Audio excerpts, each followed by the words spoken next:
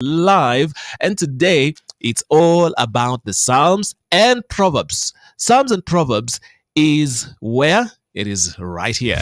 Psalms and Proverbs on Root Yetu. All right, Psalms and Proverbs. Proverbs 22, verse 7. That's Proverbs 22, verse 7. A very interesting proverb, if I should say. And let's get to see what it says, what the writer of the proverb really talked about. He said, the rich rule over the poor, and the borrower is slave to the lender. My, oh my. So the rich person will always have the upper hand. Why? Because money gives people a level of influence. This is why it is important for the wealth to belong to the children of God so that we can influence that sphere of money the right way. It is very important because when the children of God do not have that purchasing power or the spending power, can you imagine what will happen?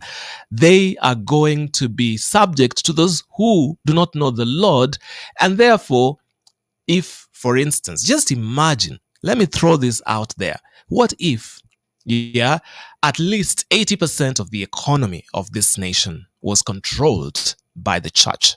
Just thinking, just thinking. What if the righteous actually owned the money? That includes you and I. The Bible says that the borrower is slave to the lender. So, where are we supposed to be in this matrix? I believe we are supposed to be the lenders and not the borrowers.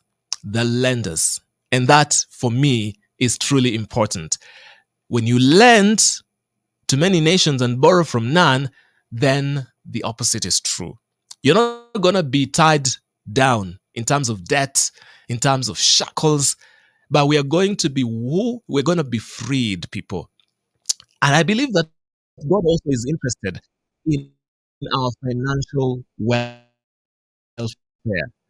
Therefore, important for us to ask the. This is actually a proverb that encourages us to go deep down and ask ourselves, okay, God, where am I? Yeah. And ask God to give us the influence as believers. Influence over money, indeed. And so that we can spend this money prudently. All right. And that is our psalm and proverb for this worship.